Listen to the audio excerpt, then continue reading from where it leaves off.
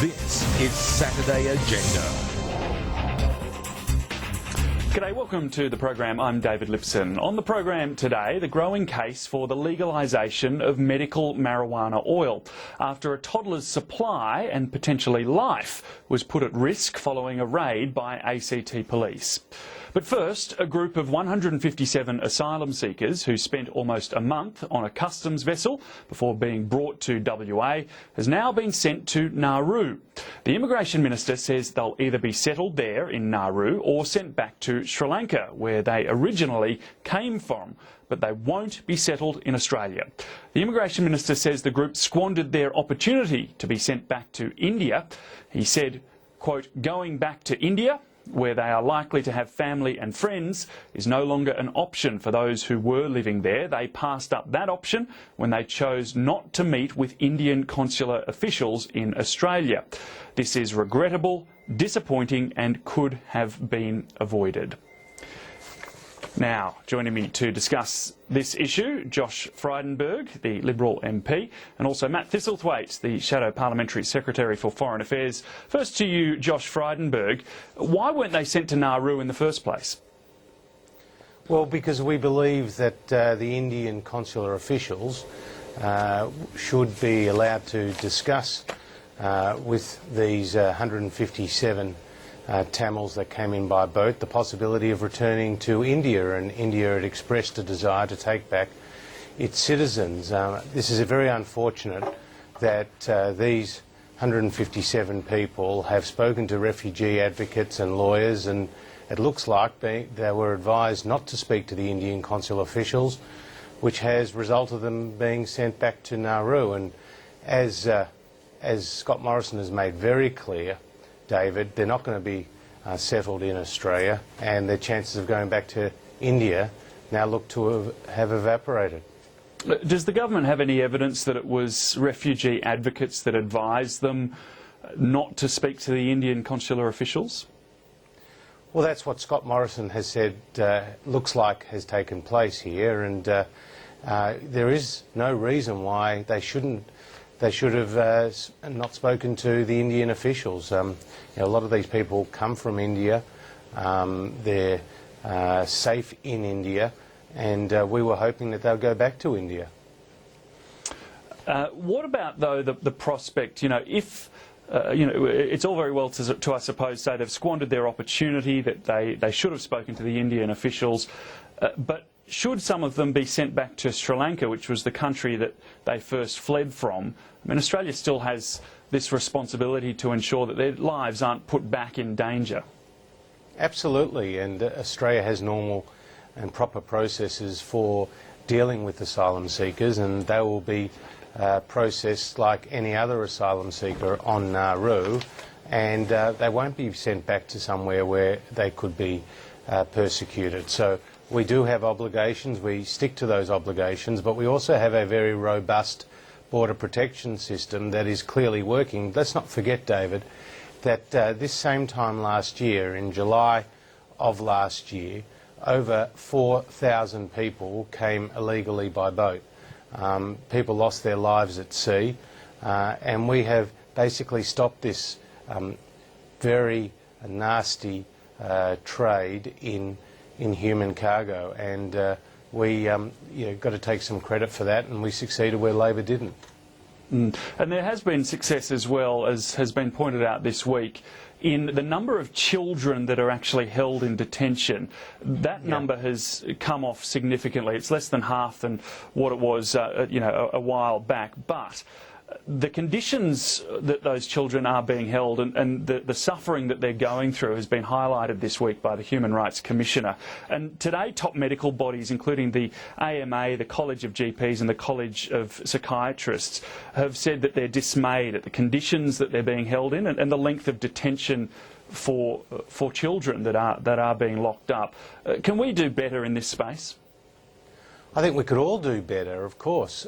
It's just unacceptable to have one child in detention. And the fact is, when we took government last September, there were 1,300 children in detention, and more than 8,000 children came in an unauthorised manner by boat under Labor's watch. That number of 1,300 is down to around 850, and it will go down quickly over time. Let's not forget, when we left office in 2007, there wasn't one child in detention, and this should be the situation, David. I think there's agreement on both sides of the political fence that we do not want to see children in detention, and it is unacceptable. Yeah, but the reality is we do have children in detention, and that's part of the policy, and look, we all understand why that is. But for those children that are there, surely we have to ensure that they're not going to self-harm regularly and in high numbers. And we need to do all that we can to ensure that they're getting the proper education, to ensure that they're getting proper supervision, because don't forget, a lot of these minors are unaccompanied as well. So we have very specialised care arrangements for those children. We could all do better, but the priority's got to be to stop the boats so that children do not end up in detention, even if it is a community form of detention. Okay, well, we're just having some issues to our line to Matt Thistlethwaite, so I'll move on. I want to talk about the situation in Gaza. Now, the United States and the United Nations are blaming Hamas for ending that 72-hour truce. It collapsed after the apparent capture of an Israeli soldier by Hamas. This is just a disaster, isn't it? Absolutely, and you're very right to point out, David, that both the United Nations and the United States have pointed the finger at Hamas for breaking this important ceasefire. But let's put some facts on the table. The first thing is that Hamas is a terrorist organisation listed by Australia as such, by Canada, by the European Union, by the United States, by Japan. The second point is that in Hamas's constitution it calls for the destruction of Israel and the death to all the Jews. So this is not really a negotiating partner. The third point is that there is evidence that Hamas has stored its missiles in UN schools, has shot rockets from heavily numbered neighbourhoods, and also using civilian human shields for their rockets into Israel.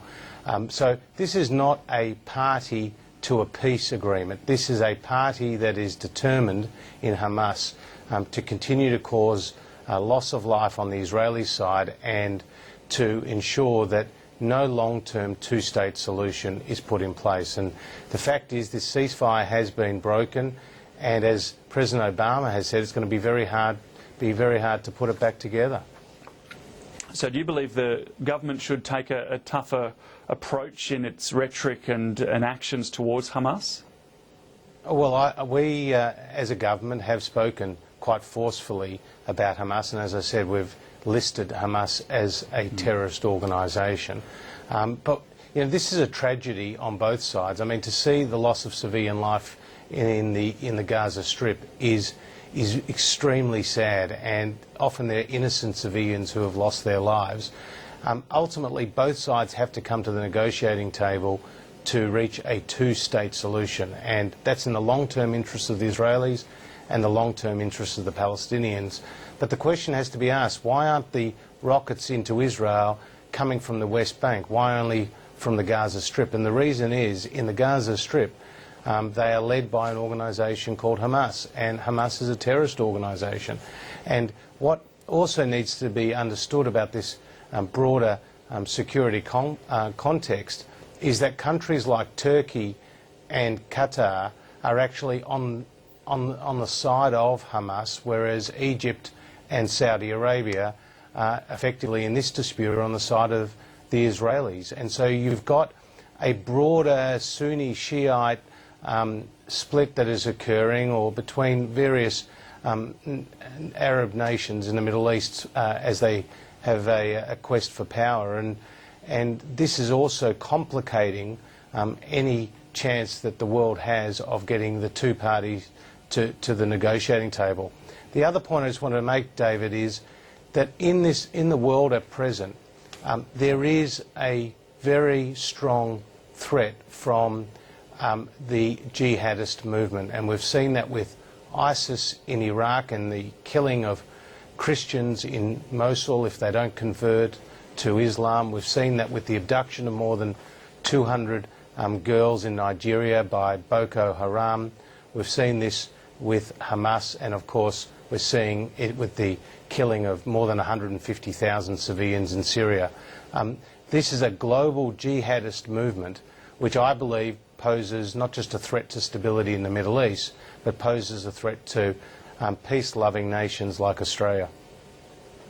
And the government is doing what it can to stop those Australians that have been fighting in Iraq and Syria from coming back to this country. And Cabinet next week will actually discuss this pretty radical plan to reverse the onus of proof for those returning from those countries. So they would essentially have to prove that they haven't been fighting. Now, this really goes against many of the foundations of our legal system. The real issue is, for me, though, practically, how do you prove a negative in this case? Do you have to account for every minute that you were in those countries?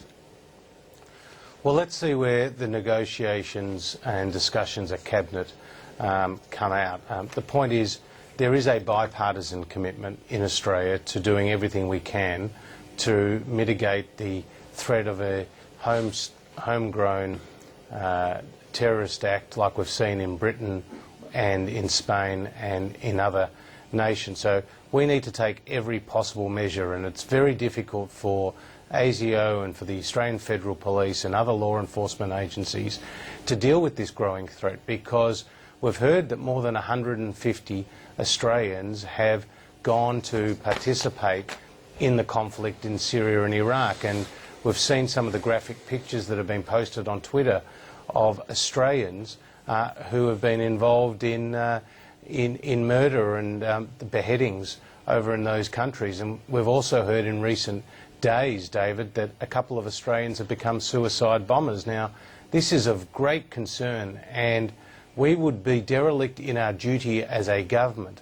if we didn't take every possible step to protect the livelihoods of Australians and Australia's interests overseas. So we will take the necessary measures. Of course, you've always got to balance civil liberty concerns, and I'm sure that we'll get that balance right. Josh Frydenberg from Melbourne, thanks so much for your time today. Great to be with you, Dave. Thank you. We'll take a quick break. We'll be back with more on Saturday Agenda after this.